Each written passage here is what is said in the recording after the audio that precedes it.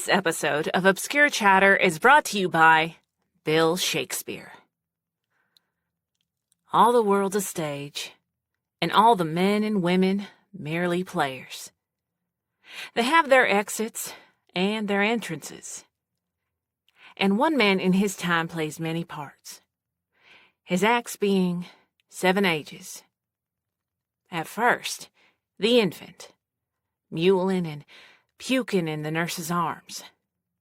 And then the whining schoolboy, with his satchel and shining morning face, creeping like snail unwillingly to school. And then the lover, sighing like furnace with a woeful ballad made to his mistress's eyebrow. Then a soldier, full of strange oaths and bearded like the pard, jealous in honor, sudden and quick in quarrel, seeking the bubble reputation, even in the cannon's mouth.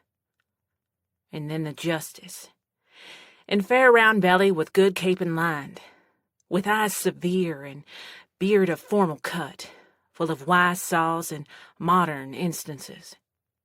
And so he plays his part. The 6th age shifts into the lean and slippered pantaloon, with spectacles on nose and pouch on side, his youthful hose well saved, a world too wide for his shrunk shank and his big manly voice, turning again toward childish treble, pipes and whistles in his sound. Last scene of all, that ends this strange, eventful history, is second childishness and mere oblivion. Sans teeth, sans eyes, sans taste, sans everything.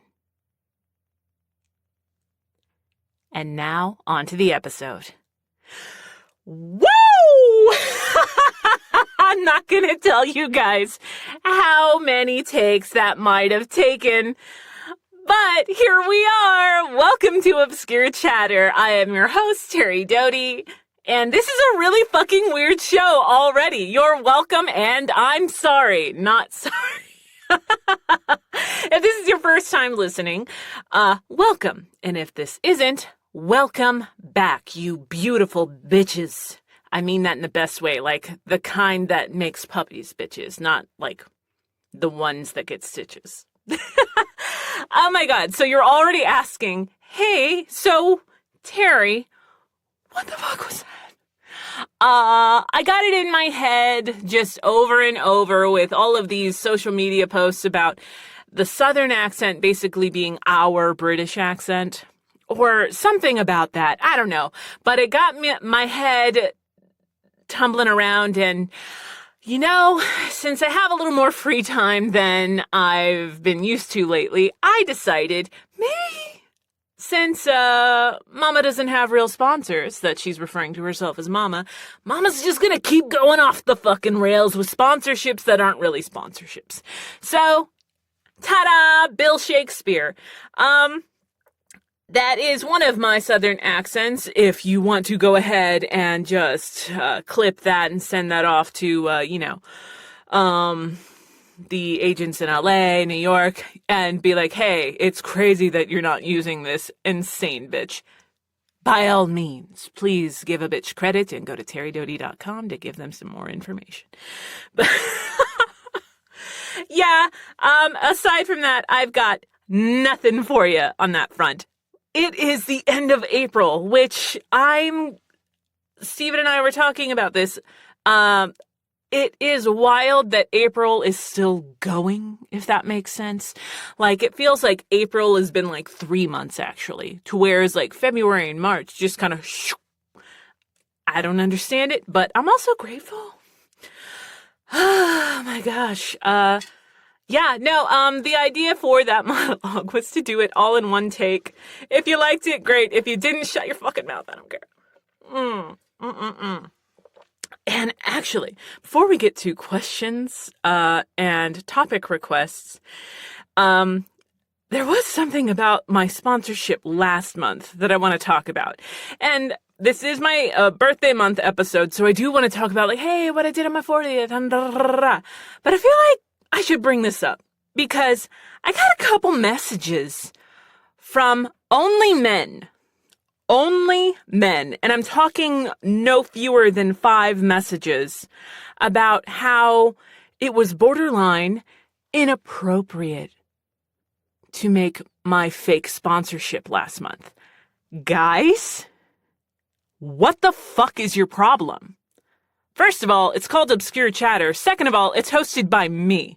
What the fuck did you think was going to happen when you messaged me like that? Because I'm definitely going to bring it up.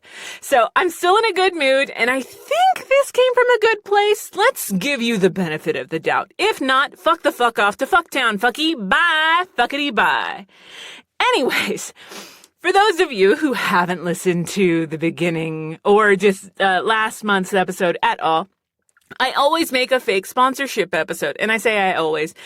I want to say it's been at least the past 5 shows, but it's just something because people, PR firms, advertising firms have been reaching out since the beginning of that anime show 14 plus years ago, trying to get trying to get me to pay for their services and helping finding sponsors. There have been a couple of nibbles with Obscure Chatter, just like there were a couple nibbles here and there with that anime show where Tatum, Steven, and myself really talked and we just couldn't find one that we vibed with. I've had a couple with Obscure Chatter, none of which really had anything to do with my vibe, which is, the word obscure is in the title. So I, being a former employee of a marketing advertising firm, a former senior copywriter for that firm, I learned a lot in that year. And also I've been writing and winning poetry contests in high school, doing short films, screenplays, localization scripts, short bits of copy for radio, television, film, and demo purposes for my fellow creatives.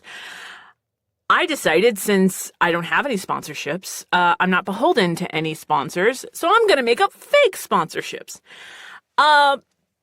Last month's was honestly a very throwaway thing. Anyone that's been following me or listening to me or both, hello, hi, for a while knows that I love romance novels, and I talk about erotica, I talk about dark fantasy, da-da-da-da-da. I do not kink shame here, baby. As long as everything is 100% consensual, da-da-da-da-da. But, here in Texas, Pornhub didn't like the way Texas was kind of trying to police a bunch of stuff. So Pornhub pulled out, no pun intended, of Texas. So you can't go to Pornhub. So my joke in the beginning of the last episode was, smut. If you live in Texas, that's pretty much all you have now. And I had girlfriends be like, ha, totally get it, ba-da-ba-ba-ba. But then apparently, what I didn't factor in was the men. What about the men, Terry? And I've seen it come up on my feeds on TikTok and Twitter, where some dudes are like, these like book talk women, like they're just like listening to and reading porn.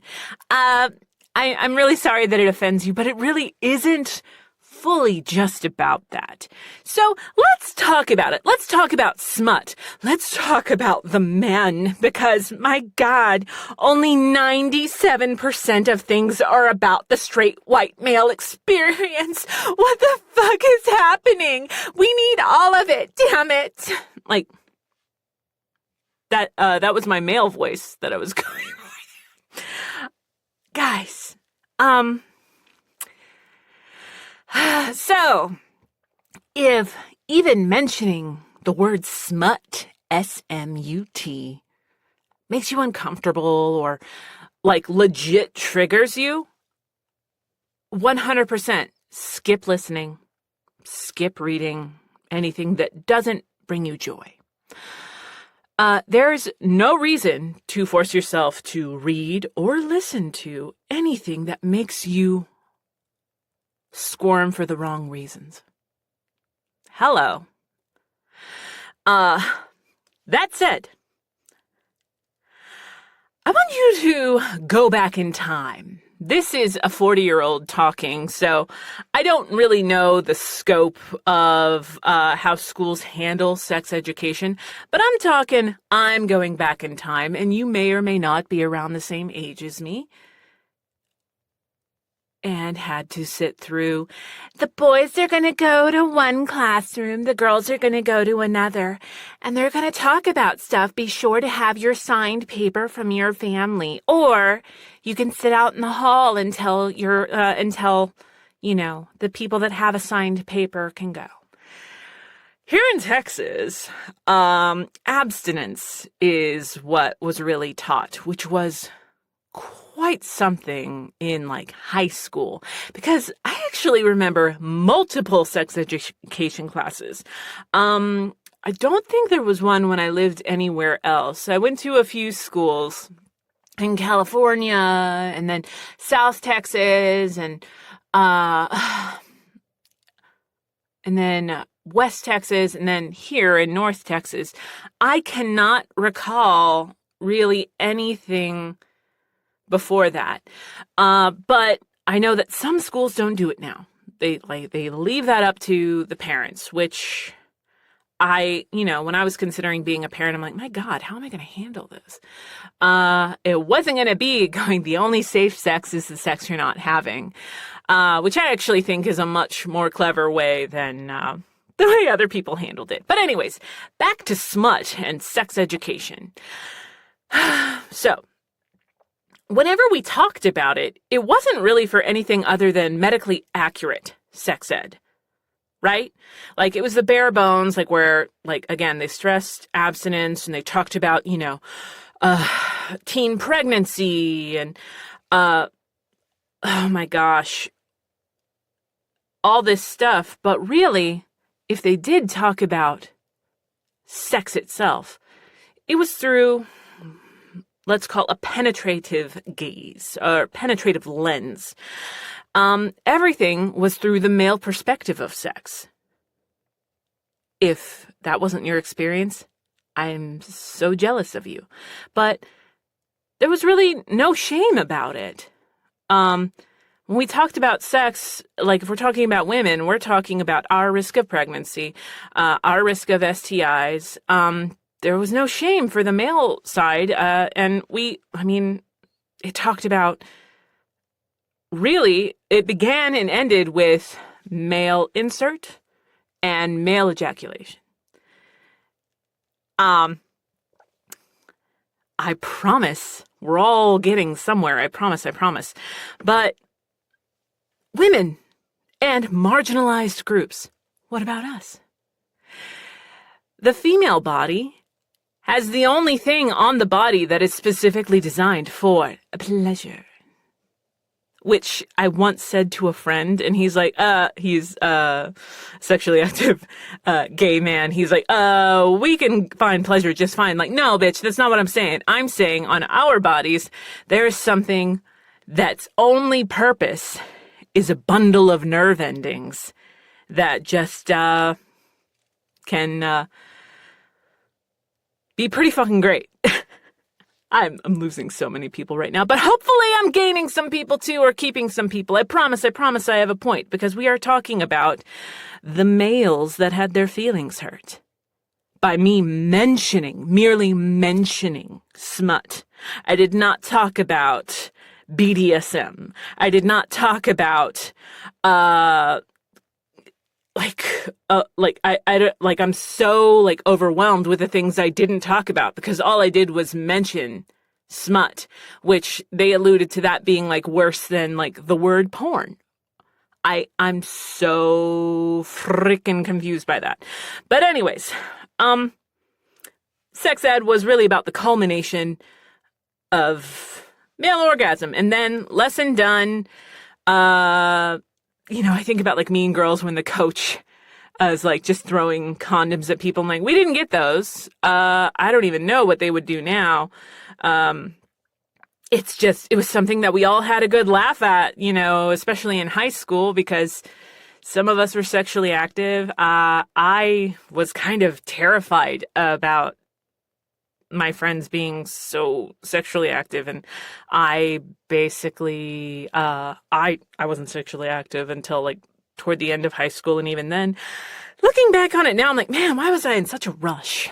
But anyways, that's a personal thing. So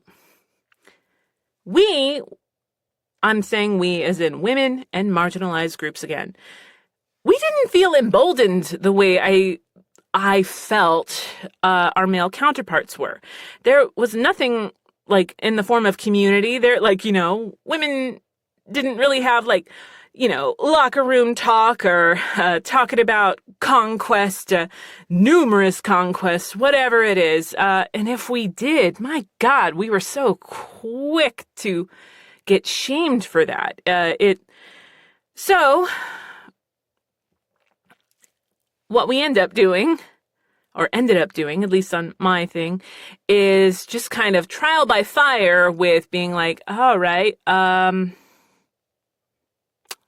guess I'm going to learn about this stuff through other sources. And I mean, internet's a dangerous place to learn some stuff. And also Google will be like, what you're looking for sounds pretty fucked up. Is it? I don't know. I once got in trouble for saying the word vagina in a script. The word vagina. I wasn't actually showing anybody like a storyboard of like a vagina that I wanted shot on screen. Nothing. Just the word vagina. That's it. So, what do? We have to seek out information on our own about erogenous zones, pleasure centering around the female experience, the female orgasm, consent.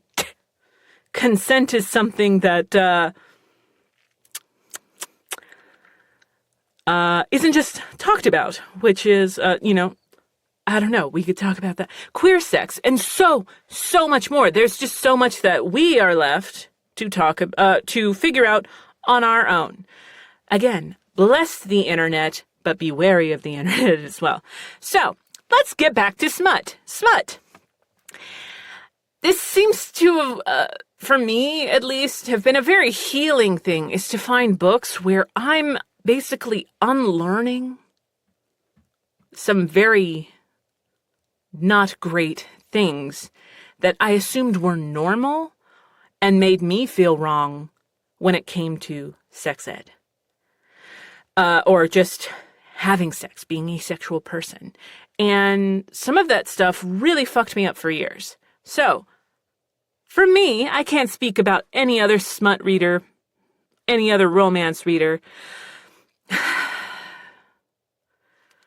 Lately, we've been very vocal about what we enjoy in our book reviews, in be those video reviews, podcast reviews, Goodreads reviews, Amazon. Actually, Amazon can be a little bit like, hey, you can't say this. I'm like, hey, I'm not saying anything bad. I'm just saying stuff that's in a book that you have available. So you just got to edit yourself a little bit more. But anyways, like, these smut books are where we're finding stories that explore kinks, communication, honesty in a sexual relationship. Just bare bones stuff that should just be the normal. But we're calling it smut. Smut in itself probably has like a pretty nasty connotation to it.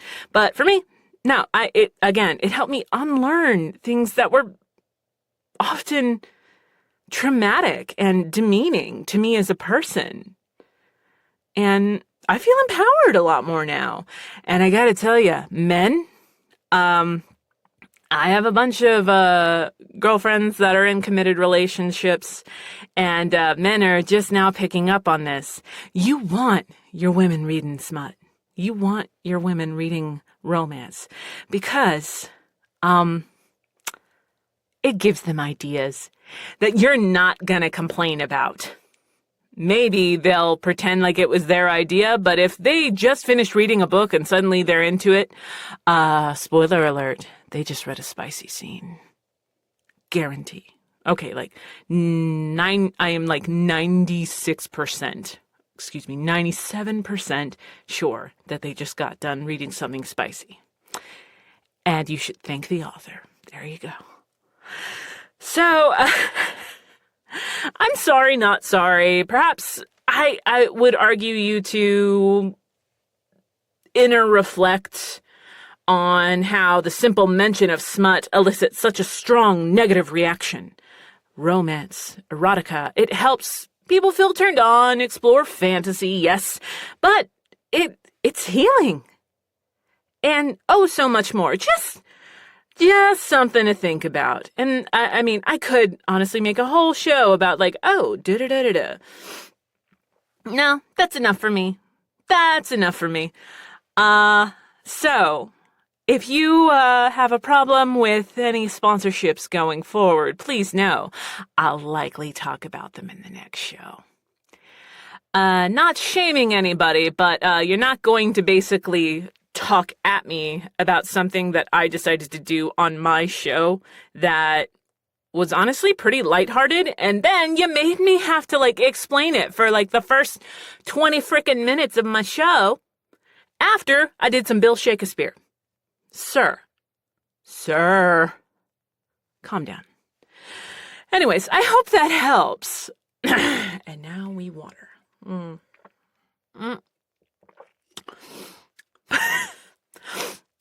But anyways, happy April. You know. Oh, wow, what an interesting beginning to the show. Now, want to thank everybody that submitted questions, topic requests. I'm not going to necessarily get to all of them because I definitely wasn't fully expecting to go off on the smut rant, but I feel like it was necessary, and I hope you enjoyed it. Well, I hope most of you enjoyed it. Some of you, what are you doing here? But we got, topic requests. And let's see, as far as music, movies, shows, books, music, we'll keep it simple. Garbage. Who doesn't love garbage? I actually know a lot of people in school that weren't really into what Shirley Manson and her gang were throwing, but I caught it, loved it, especially the first two albums. Those are the only ones I cared to collect, but man, it's interesting to hear their progression. But as I've been warming up going to the studios lately, I've been listening to a lot of the self-titled 95 album, especially A Stroke of Luck, which I believe is the name. And version 2.0 is always just fun. But yeah, there's a few things. I honestly have been missing streaming music. I stopped streaming because it's getting expensive. And then when I listen to like stuff on like YouTube or basically anywhere that's free, if it's something like, oh hey, you just have to listen to an ad, I'm like, I miss just sharing music with somebody and then immediately being able to listen to it. So I think I'm going to go back to streaming. But in the car, it's nothing but CDs. Minimizing Blu-ray. I just really hate when songs like just clip out. I don't know. I'm a big fan of physical media. I think we're all kind of re-falling in love, or falling in love again might have been a better way to phrase that. But let's see. Yeah, books. On my birthday, I kept things very, very chill. But one thing I did was I did a girl brunch with some girlfriends. And these also inadvertently kind of became my book club friends. Like, when my best friend and I kind of broke up, I say kind of, we broke up. I lost my like go-to book buddy. I don't know if anyone else can relate to this. I'm sure we can, but, yeah, like we were walking around and, my girl Katie, who's one of my favorite people on this entire planet, Katie Moyer, famous hair and makeup artist, but, she tends to read stuff that I don't read, which is, she reads a lot of mystery thriller, and that's not my go-to at all. But we're walking around and we're talking about, is it Freda McFadden? I want to say that's her last name.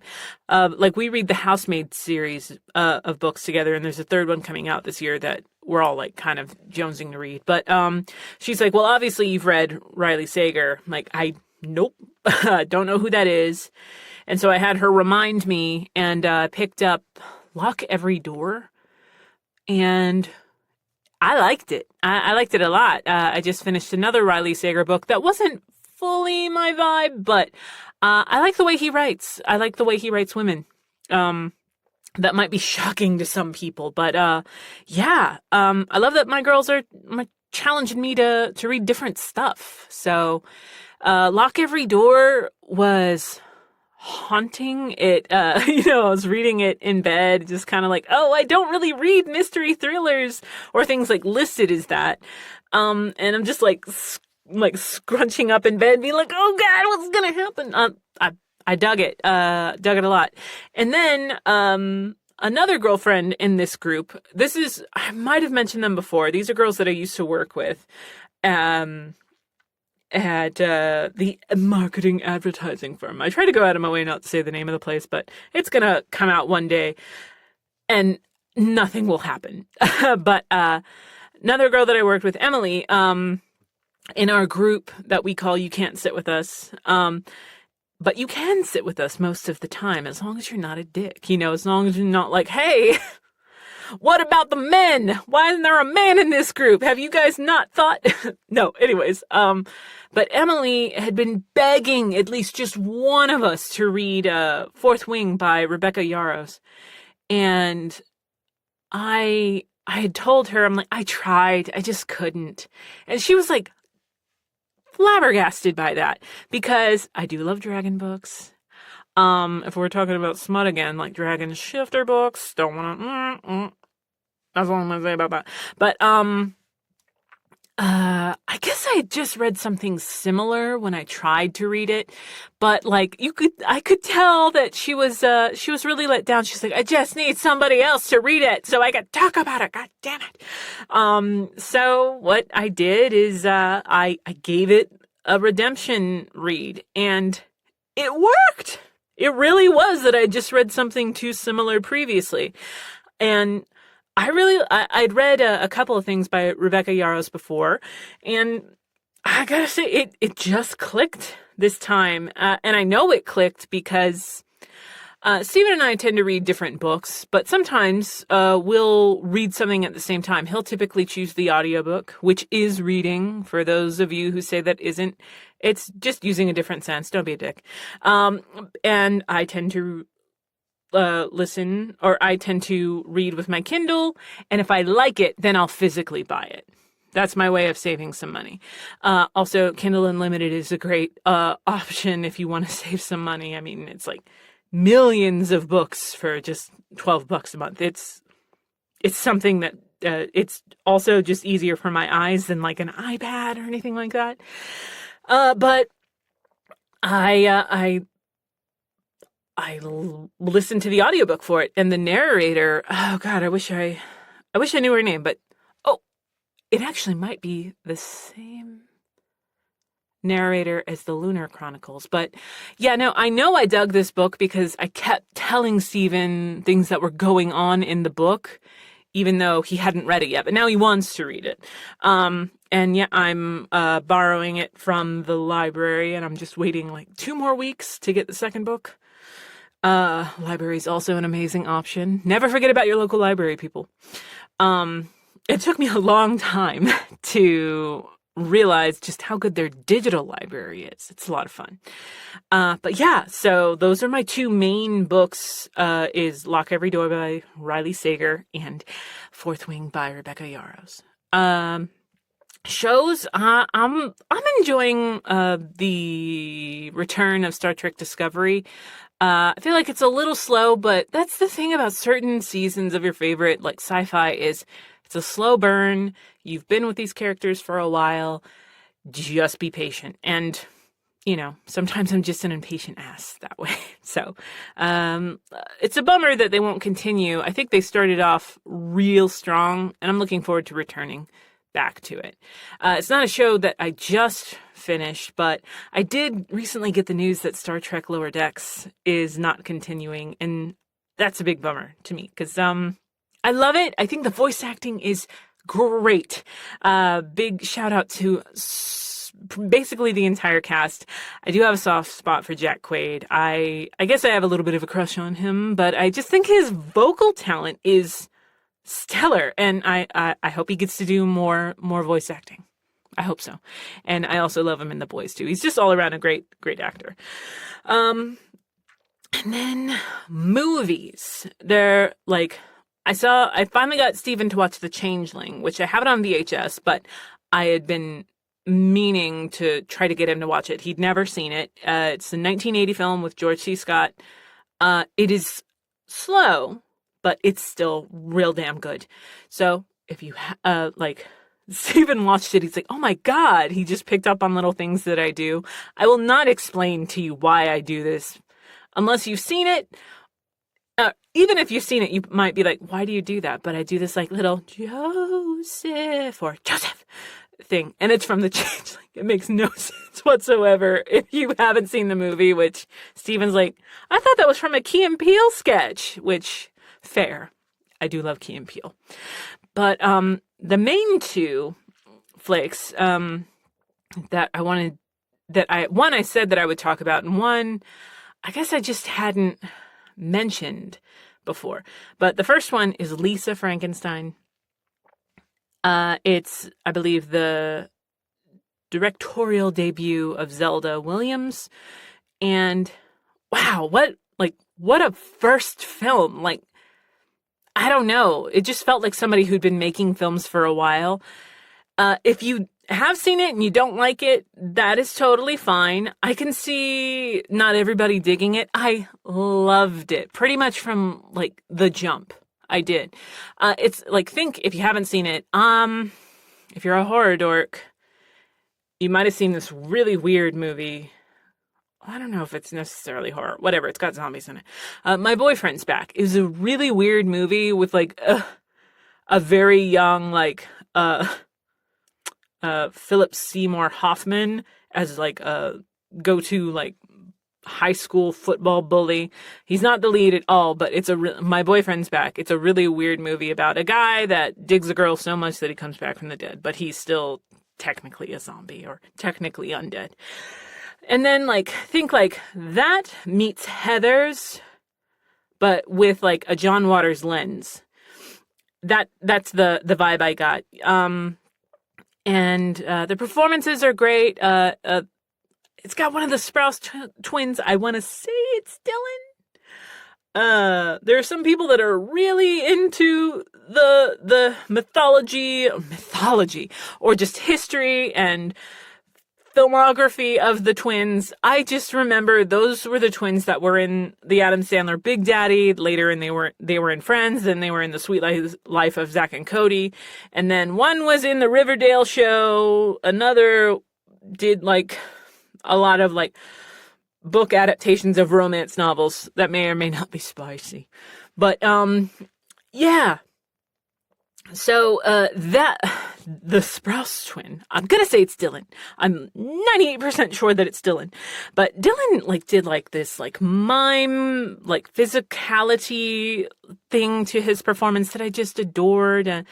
Kind of honestly, maybe it's because it definitely leans itself to the goth or the goth at heart. Made me think of the way people used to swoon over Johnny Depp, circa Edward Scissorhands, Benny and June, that kind of stuff. I got that vibe from him. And then Catherine Newton, who's the lead, I've seen her be in a bunch of stuff. I still haven't seen Freaky, which I need to. But I remember her from Supernatural, and she's just had such a great career, and I know she's going to be in that new Abigail movie that I want to check out. Who doesn't love a vampire ballerina? Who? I don't want to meet that person, but yeah, it was so sweet. It in no way took itself too seriously, but there were very touching moments to it. And also, it's just beautiful. It's lit beautiful. A lot of people, like when they do the 80s, they do tend to do this Technicolor, like bright, but there's lots of purples, lots of blues, lots of pinks, and I love it. Even though for my memory of the 80s is there was just a fuckload of brown, like way too much brown. Like the 80s had a lot of brown. Even our cars had wood paneling, had a nice little wood belt. Like that's how much we loved brown. I say that as someone who was born in 84, so do with that what you will. But another one, it came out 4 years ago, last night in Soho, and this is something that, like now that I've seen it, I'm shocked that it took me so long to watch it, because it's Edgar Wright. I mean, there was a birthday that I had where I did the whole theme was just like, it's an Edgar Wright double feature. And we watched Baby Driver and The World's End. Out of the entire Cornetto trilogy, The World's End is my favorite. But that's not to say I don't love Shaun of the Dead and Hot Fuzz. I'm also a big fan of Spaced, which was how Edgar met Simon and Nick and Jessica. But Last Night in Soho was just so different for him. It was a love letter to Italian horror, especially 80s Italian horror. And, pardon me. Think like movies like Suspiria, Deep Red, basically anything Argento related. It had haunting performances. I think Matt Smith, one thing that I said to Steven, like I paused, because we had to do a couple of pauses. There were some things that really triggered both of our anxieties in very different ways. And I think that was intentional. I do think that was intentional, which is just, man, I can't wait to see what Edgar does next. Because I feel like he just did something totally different than what was expected of him. Like I was telling this to Steven on one of the pauses is Matt Smith, please never prove me wrong. But I have this idea that Matt Smith is probably a very nice, adorable man because in my experience as an actor, I found that the nicest people play the best dickheads, play the best monsters because it's so unlike them. I don't know. I could try to explain that in another thing if you guys want me to, or attempt to explain it. Not everything's going to be a big smut speech, I promise. But Last Night in Soho, all of the performances, they knew when to go big, but there was something about when they were subdued and very simple. And again, the cinematography, gorgeous. There were moments that had me crying. There were moments that were just hauntingly beautiful. At the first time that Anna Taylor-Joy's character, and oh my God, I forget the lead actress's name opposite Anna, or Anya. Oh God, but her character's name was Eloise. I think Eloise, and she, their first time meeting and interacting with each other. It's just clever cinematography. It's not a bunch of green screen stuff. It's very real. It felt very theatrical. I could go on about it forever, but I hate that it took me so long to watch it. But here we are. We're fixing mistakes here. It's April, damn it. You're 40. Grow up and watch all the things. I don't know what that means. But, someone asked me a top comfort food for April. Question, top food for April. Top comfort food. We've talked about film. I don't know. I'm always adjusting my foods or whatever. It's never about dieting. It's about just changing your relationship with food. And as much as I love fried foods and stuff, as you get older, you have to start managing when you decide to indulge. Like earlier today, we had halal, and it's from this awesome little convenience store that has a restaurant in the back. They are so nice. They are, like, if you live in the area, if you live in the Dallas-Fort Worth area, I will gladly tell you where it is. I'll drop a link. Why not? I will drop a link in the episode itself, which I always drop links. All you have to do is hover over the mention of it, and there's a link. It'll pop up. Boop. We get a lot of, you can order directly from them, or sometimes if you just go off to the side, they have prepared things that you can just go grab and go to the register at the front, check out, boom, you're done. They're so freaking nice there. But, it's like hey, I know like it's a mom and pop shop. I love shopping local whenever I can, but I also know it's going to be minimal, fuck you, deep fried. Minimal. Like I got some really yummy falafel and all that, and I'm like, man, this falafel's fried to shit, but it's a falafel, so it evens out. But, comfort food, it feels like April has been going for like 3 months, which I may or may not have mentioned already, but it really does feel like it's been a long month. So I'm like, man, okay, so the beginning, I would have said this, but now that we're toward the end of April, I'll go with my birthday cake. Why not? It's a Neapolitan tres leche cake from Claudia's Bakery in Bedford. It is the absolute best.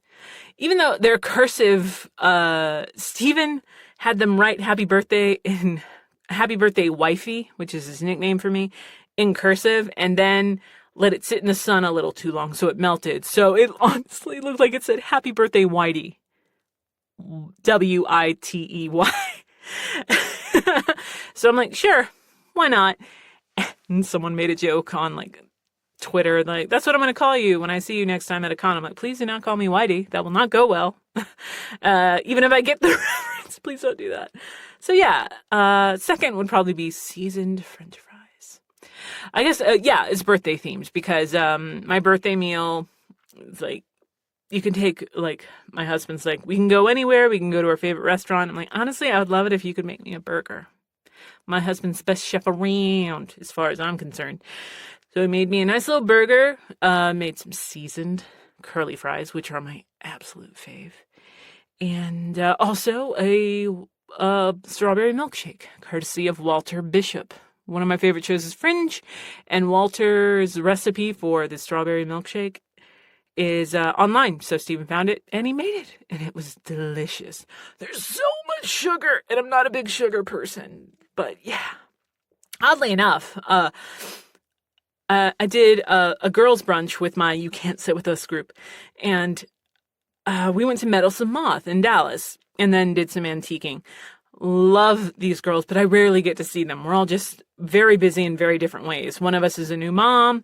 The other is just like a giant makeup mogul. The other is an amazing art director with Fossil. And then there's my goofy voice actor butt. We all keep very different schedules, but I like ask them a month in advance. I'm like, take this time off. And I love Meddlesome Moth because like the tables are spread out in a nice way. So it helps my anxiety as far as, COVID, but, or are we still, or as a whole, do I still have to be careful when I say COVID? I don't know. For some people, and even for some jobs, like where I mention like lockdown and how things slowed down, they'll be like, what lockdown? I'm like, oh, fuck this, and just leave the job. But we all got there, and I realized that I hadn't told them I stopped drinking, and only one person remembered from a social media post. But the waiter comes and he's like, are we getting mimosas? I'm like, I will have a lemonade. And Katie didn't, nobody shamed me. Let me be clear. Katie's like, what do you mean a lemonade? Like, it's birthday brunch. I'm like, oh, I don't drink anymore. And she just went, okay. And they all just went, okay. I don't know why I was so freaked out to tell them. But anyway, so then we all ordered, and I ordered this blueberry French toast. And in the middle of us all eating, Katie like leaned over to me. She's like, are you really not eating? Are you really not putting syrup on your French toast? Like, what are you talking about? She's like, you needed to ask, like, I thought you were just being polite. Like, are you really not eating syrup? Like, I don't really do syrup. And she like stopped everyone else's conversation. This woman is eating this French toast like a freak. I'm like, this is what I'm going to get raked over the coals for. But, I don't do, syrup with French toast. Am I alone here? Please tell me I'm not alone here. But, yeah, if I want a topping, it'll be whipped cream. I'm a whipped cream over syrup person. I don't know. Tell me I'm not alone here. But, thank you for your question about comfort food. As always, whenever you give me questions and topics, I keep everything anonymous. So you can ask me whatever and not fear being called out for anything other than the subject of your message. Again, smut. Pardon me. Oh God, do I have to burp again? No. But there was one thing where I thought about this and I'm like, oh, maybe I'll like write down a couple of things, but it was just too open-ended for me. So I apologize if I'm giving you too broad of an answer for this next one, but it is me. So there we go. Is there any TV show, movie, anime that made a huge impact on you and changed you as a person? So I thought about it. And as a former latchkey kid, it's just something where I know that I'm not alone here, but I'm attached to movies and television more than anything else because it was very much my babysitter. The TV was very much my babysitter growing up, more often than an actual babysitter. So I was left alone a lot with TVs to kind of watch over me. So those kind of became the way I would learn things. I would stop basically asking questions because I knew that there was going to be some kind of TV reference to something eventually. Yeah, that was the way that I learned about sex. Although from like Red Shoe Diaries, I would imagine, I don't think I ever imagined that my sexual encounters would all be through a very soft, like Fresnel Oprah lens with soft music and all very soft lighting, all that. But I learned about different perspectives. I got to watch a lot of great different lives. I think TV just stopped me from being an asshole, or at least a specific brand of asshole. Can I explain that? Maybe. Will I? Not right now. But yeah, like I'm thinking of like TV, movie, anime. I got into anime late in life anime watcher. I watch both. I watch sub and I watch dub. There's some great anime out there. There's some great TV shows out there. There's some great movies. But I can't think of just one because so many are important to me for very different reasons. Just like you have, like comfort foods, there are comfort shows, comfort movies. But what I did think about is I was probably overthinking this very nice, kind, asked in good faith question was that I don't know if I would have become a performer without any of those. But I don't think that's necessarily a new perspective. It's just, I remember like watching Fresh Prince of Bel-Air and kind of, I don't know, keying in on Alfonso Ribeira's like voice and then watching like Extreme Ghostbusters and being like, holy crap, that's Carlton. Or,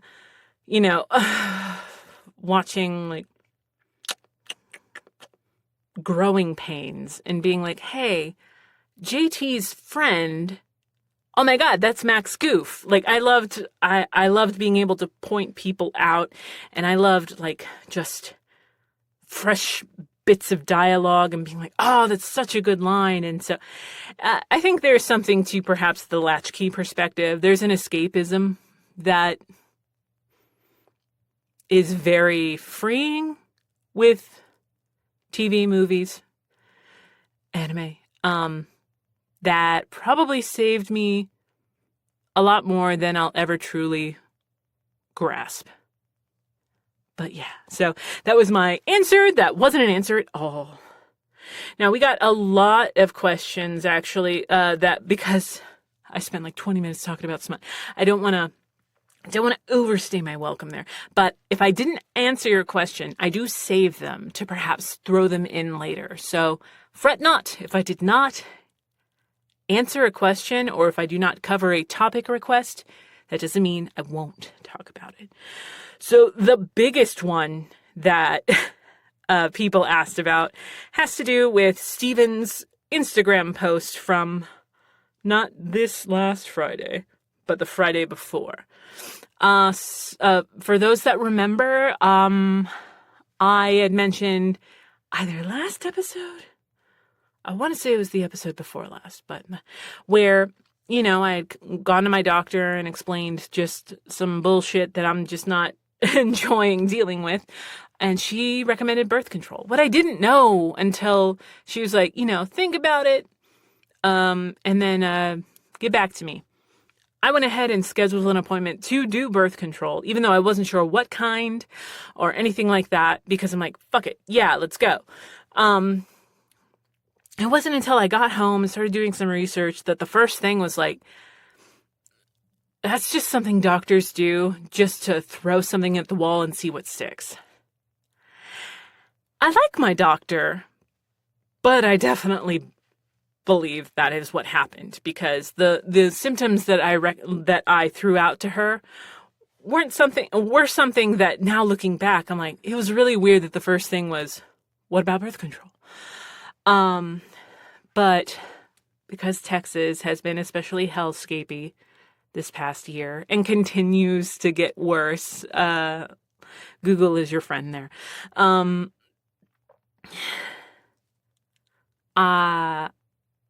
Steven and I have talked about, like, well, what are we going to do? Like, you know, because we actively decided, for those who are longtime listeners, you'll know, and I just don't feel like talking about it at length here, at this time. Steven and I tried to have kids, and we had a pretty horrendous miscarriage through that, and we just don't plan on trying again because it was that traumatic for us, and it still is to this day, and it probably always will be.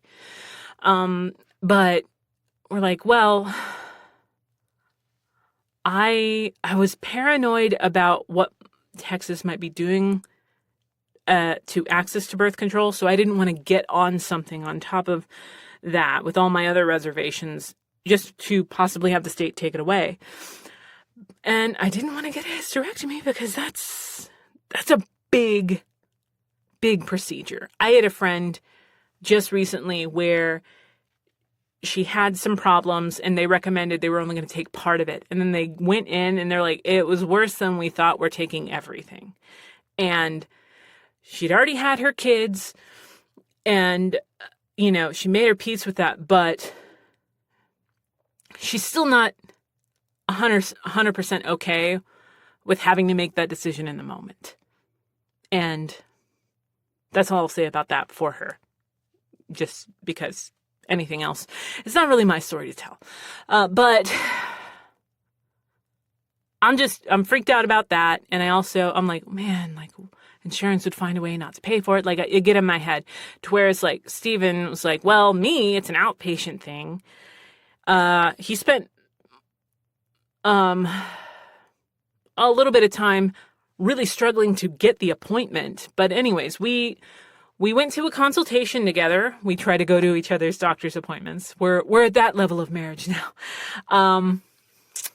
And yeah, it was a very masculine waiting room. And what I mean by that is there was a lot of like tall, like cushy, imposing chairs all in a row. Everything's just a little messy to where I'm like, I'm used to very cold, very simple lined, like lots of what I'm referring to as millennial gray, a lot of soft, nothing blue walls, blah, blah, blah. But, where there was a lot of wood, a lot of cherry wood, a lot of rich browns, a lot of textures in this waiting room where I'm like, we get it. We're in a man's office. But we went back, and very, very soon it's either like the surgeon's assistant or like, I don't know what this guy's actual job was, but Stephen and I kept calling him Tommy Chong because we just saw the long hair. He was very, yeah, man, with, very, what's another thing? Acid Merlin, where he's just like, yeah, so we're done having kids, I guess, right? Steven's like, yeah, how many kids you got, man?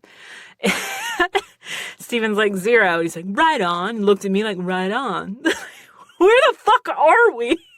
Like, I don't know if this is a good thing or if this is like a red flag that we're avoiding, but he was actually really nice, and explained like what's going to happen in the procedure.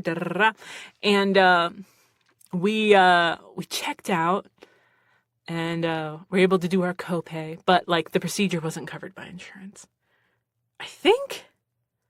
Or what we paid was actually very little compared to like if I had done a giant surgery. But I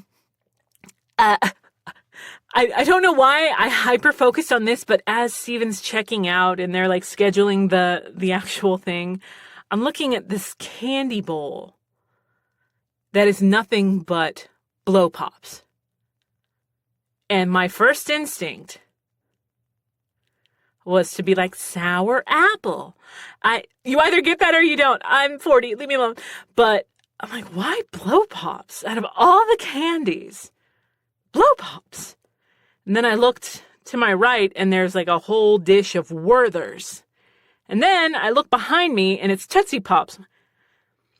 These are just very weird candies to have together at an office where my husband's going to get a vasectomy. I don't know. I can't really fully explain to you why, but I just remember being like, blow pops?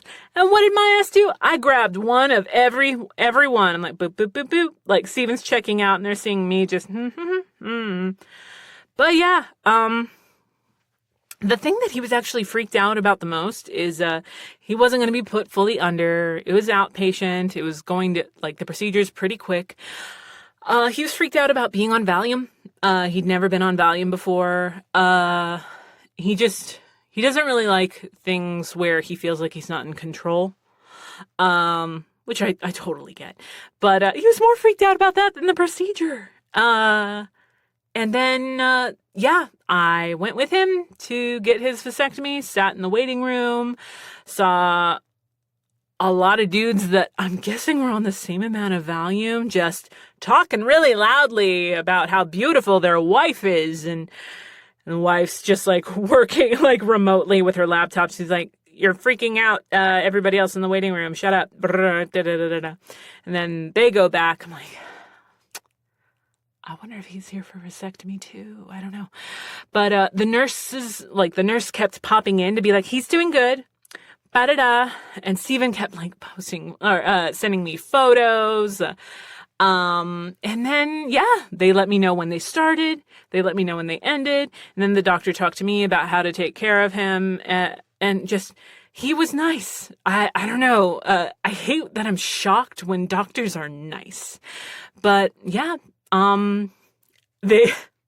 what is it? They didn't say it to me, but like, remember for the next 60 days, you're a loaded weapon, you're a loaded gun. And Steven's like, okay, so we have a follow-up next week, but everything went fine.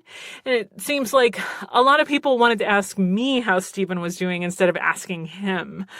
But if they were a friend in Texas, they didn't ask why. They knew. I've noticed that there's a big, uptick in birth control and vasectomies. And, again, Google is your friend because Texas is an interesting place to live right now. Always, actually.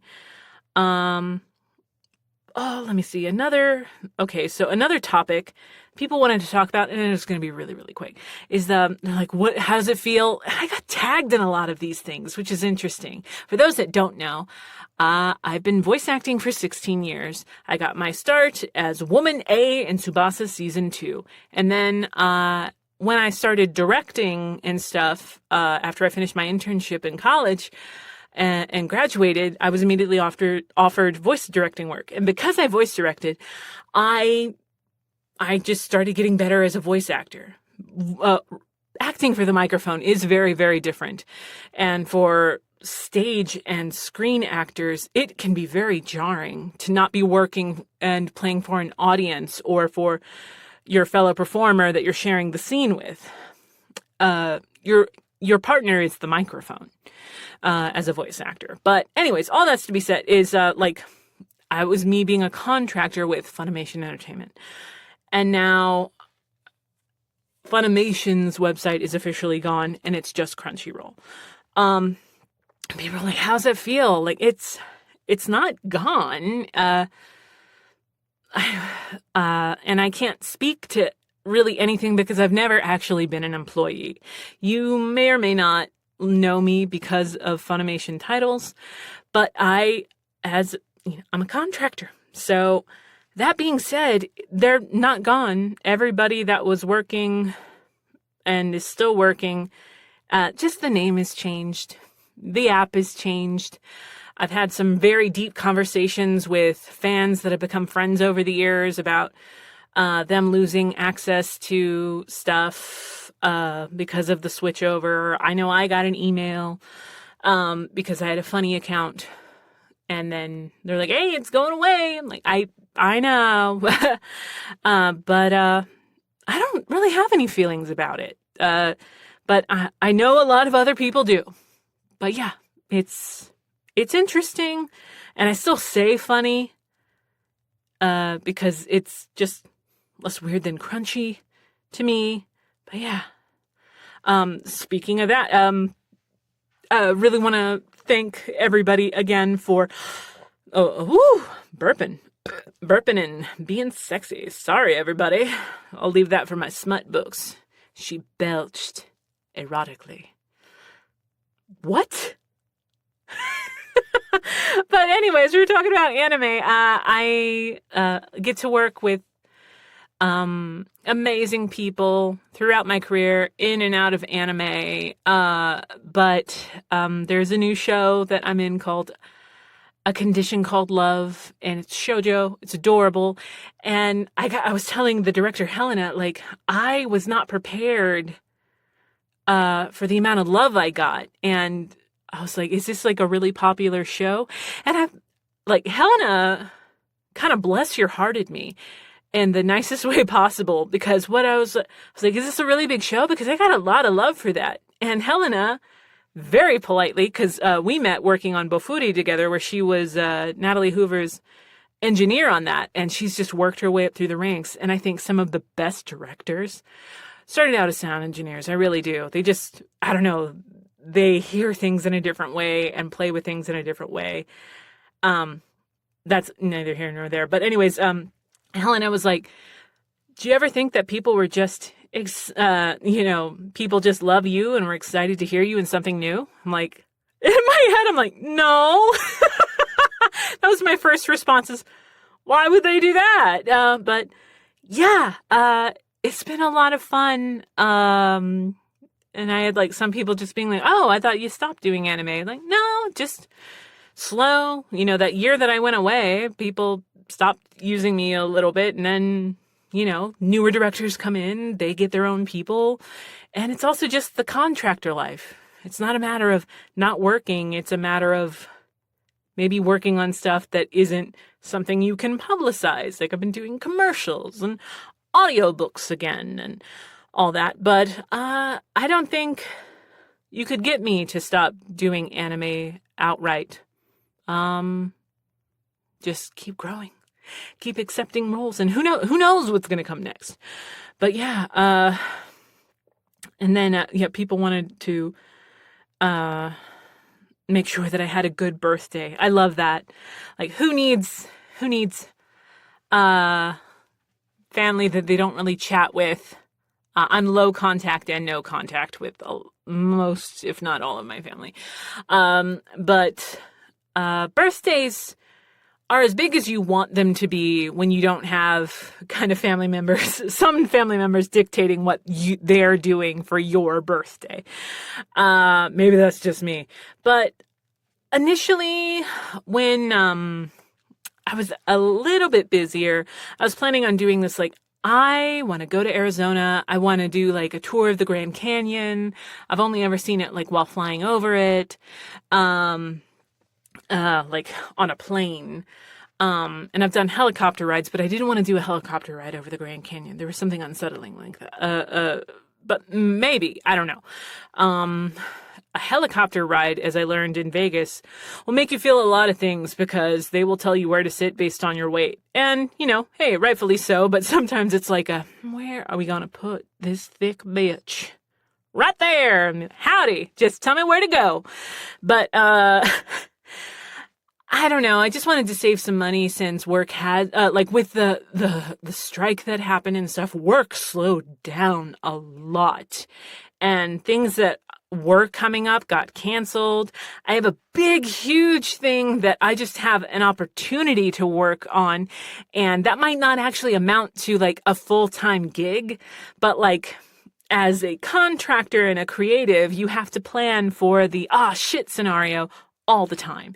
So I'm like, all right, we can afford, between Steven's full-time job and like my gigs, we can afford this, but I just don't want to lose a fuck ton of money on like a birthday.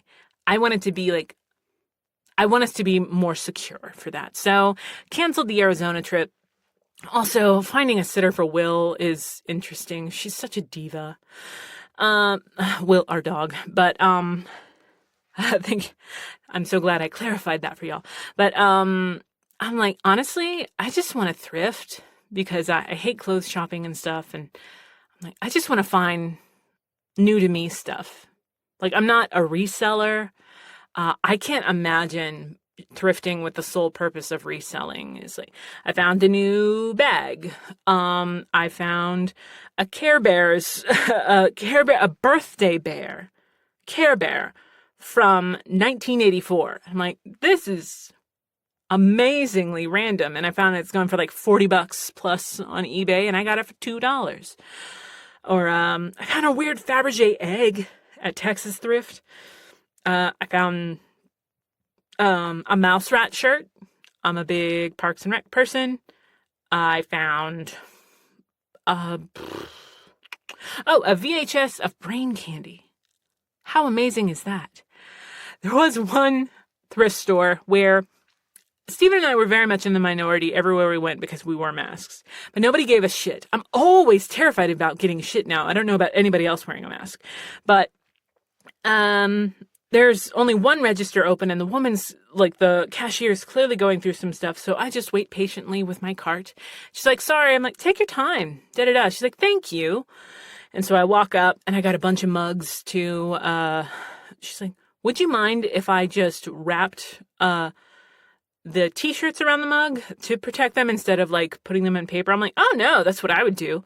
And like, here, let me help you. And I helped her bag and stuff just cause. And she's like, oh, by the way, I gave you a senior citizen discount, and then winked at me. And I'm like, oh, thanks.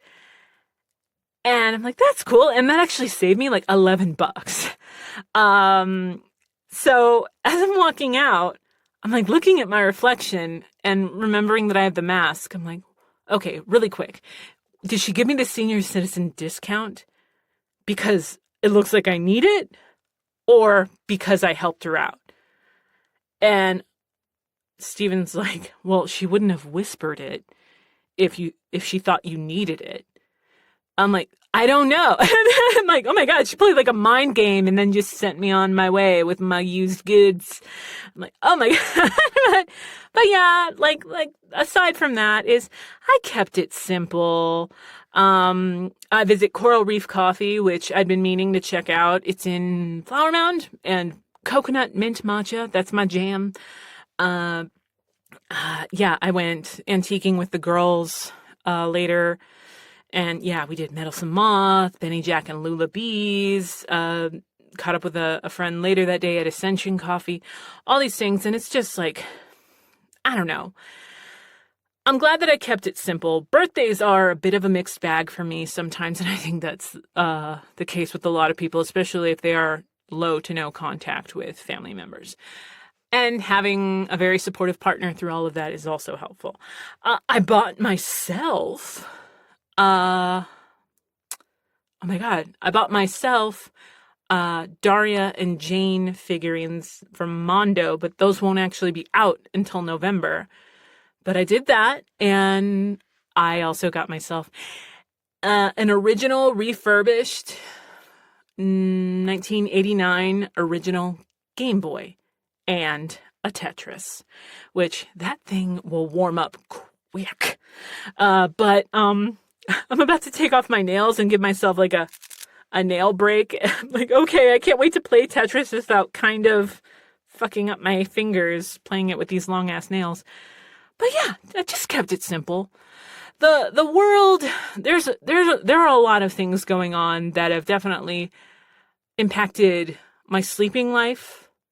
Like, I've woken up with some pretty hellacious nightmares. I don't know if anybody else can relate to this. I'm sorry if you can, and you're lucky if you can't. And then just figuring out, like, every day, like, hey, is this the day that things are going to go fucking sideways? And for some people, that is a luxury to just be worried about that, not have that be your day-to-day life. I understand there's a lot of privilege in just being able to step away and take a mental day and all that stuff. A lot of people right now do not have that luxury. But if you are chilling, if you are in a place where you need a moment and you've decided to listen to me, thank you. Like, we're almost 5 years into the journey that is obscure chatter with Terri Doty. And I'm enjoying it. I have no long-term plans for the show, but I'm going to be doing it for the foreseeable future. It continues to grow. You guys continue to make it even better with your participation, with your feedback, both positive and critical. Positive makes my day. Critical is something that I'll always kind of keep in mind. But when you guys love a show, I love it more. When I love a show, I think that comes out. I really enjoyed this one, even though, you know, I may or may not have had to start re-recording because of a hard drive dying, which is what happened. And that was fun. But we made it. We made it, guys. So we will be back in May. And then in June, that will be our 5-year anniversary. We should do something up. We should go crazy antiquing or something. Let's do it up.